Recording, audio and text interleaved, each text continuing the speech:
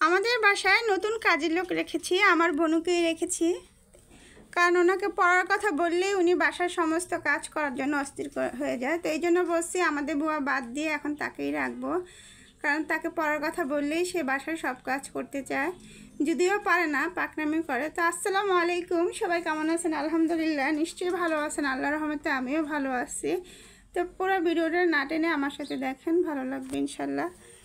আর কেউ যদি আমার ভিডিওটা পেজ থেকে দেখে থাকেন, লাইক ফলো শেয়ার দিয়ে আমার সাথে থাকবেন। আর ইউটিউব থেকে দেখে থাকলে অবশ্যই একটা সাবস্ক্রাইব করে দিবেন।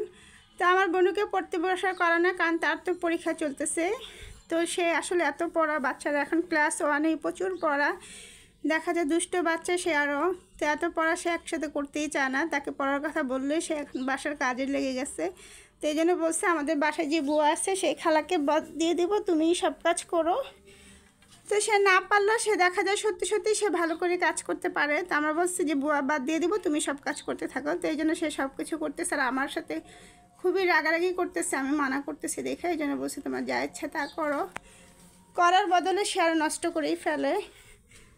তো এখন সে টেবিল মুছলো, দেখলেনি ওয়াশরুমও সে কাজ করলো, এখন বিছানায় ঝাড়তেছে।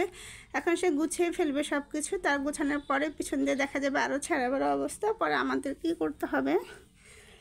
তো এই যে কোন বাসার বাচ্চারা এমন করে, আমাদের ডাইনিং টেবিল থাকা সত্ত্বেও, তার পড়া টেবিল থাকা সত্ত্বেও সে কেন জানি না খাটের ভিতরে সব কিছু গুছিয়ে রেখে দেয় সবসময়। আর এখন সে সব কিছু খুব সুন্দর করে গোছাচ্ছে। আমার বোন অনেক কাজ করতে পছন্দই করে, মোটামুটি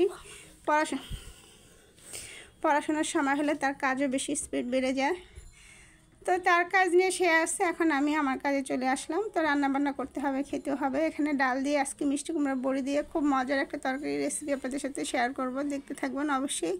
যতটা সম্ভব আমি সব কিছু বলে করে দিব। তো এখানে আমি সব কিছু রেডি করে ফেললাম। মিষ্টি কুমড়া বড়ি দিয়ে মুগ ডাল দিয়ে রান্না করব, পুরো রেসিপিটা দেখতে থাকেন। আমি মিষ্টি কুমড়া বড়িগুলো আগে এইভাবে ভেজে নিব, ভেজে লাল লাল করে রেখে দিব। তারপর আমি মশলা কষিয়ে তারপর মুগ ডালটা দিয়ে দেবো। এখানে সামান্য পেঁয়াজ দিয়েছে, আর একটু আদা রসুন বাটা অল্প দিলেই হবে, বেশি দরকার নেই। হলুদের গুঁড়া আর কিছু মরিচের গুঁড়া আর লবণ দিয়ে মশলাটা, ধনিয়ার গুঁড়া দিয়েছি, লবণ দিয়ে ভালো মতন কষিয়ে এখন আমি ডালটা ভালো করে ধুয়ে নিচ্ছি, কিন্তু পরিষ্কার সহ পানি আমার যতটুকু লাগবে অতটুকু দিয়ে দিচ্ছি।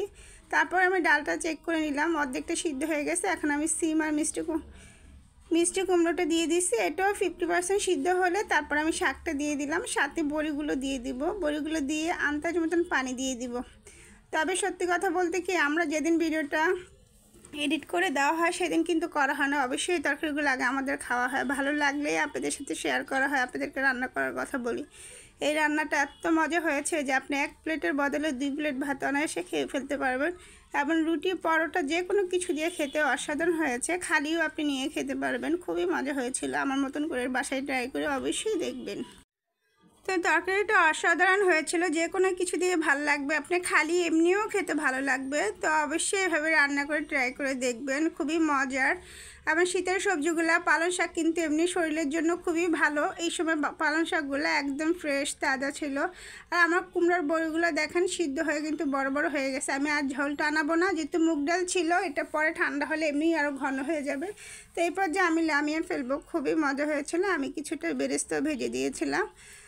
তো এভাবে রান্না করলে দেখা যায় পরের দিন রুটি দিয়েও আপনি খেতে পারবেন, এমনিও খেতে পারবেন, খুবই মজা হয়েছিল। আর এখানে আমি সিম আলু দিয়ে একটা সিলভার কাপ মাছ রান্না করব। তো মশলাটা কষিয়ে এখন আমি পানি ঢেলে দিব, টমেটো দিয়ে দিচ্ছি।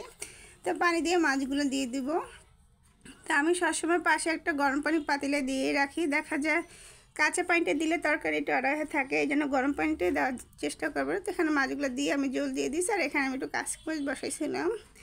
তো কাচকি মাছটা অবশ্যই আমি হাতে মাখিয়ে বসাইছি। তো এখন আমি ধনিয়া পাতা দিয়ে এটা নামিয়ে ফেলবো। তো কাচকি মাছ কার কার ভালো লাগে অবশ্যই কমেন্ট বক্সে কমেন্ট করে বলবেন। আমাদের কিন্তু খুবই ভালো লাগে, বিশেষ করে এই হালকা শীতের ভিতরে। তো ধনিয়া পাতা ছাড়া মনে কথাই নেই, তেমন ধনিয়া পাতা দিয়ে এখন আমার রান্নাটাও কমপ্লিট হয়ে গেছে। রান্নাগুলো সব কমপ্লিট হয়ে যাচ্ছে, এখন আমাদের গোসল আমার সব কিছু সেরে পড়লো। আমার মাছটা হয়ে গেছে, এখানে কিছুটা ধনিয়া পাতা দিয়ে দিলাম। তা আমার রান্নাবান্না সব কিছু কমপ্লিট হয়ে গেছে। আমার বোনও এখানে গোসল গাসল করে সে এখন সানপেন দিয়ে খেলতেছে। কাজের বুয়াদের যেই কাম সব কাজ শেষ, তাকে এটা বললেই সে উল্টা রেগে যায়। তো এখন সে এখানে রং করতেছে, তারও গোসল খাওয়া দাওয়া আমার সব কিছু আমাদের কমপ্লিট। এটা অবশ্যই বিকেলের সিনারি ছিল। তো সে আমার সাথে দুষ্টামি করতেছে। তো আজকে এই পর্যন্ত, ভালো লাগলে অবশ্যই সাথে পাশে থাকবেন এবং সবাই দোয়া করবেন ইনশাল্লাহ। সামনে নতুন কোনো ভিডিও নিয়ে আসবো। আল্লাহ হাফেজ।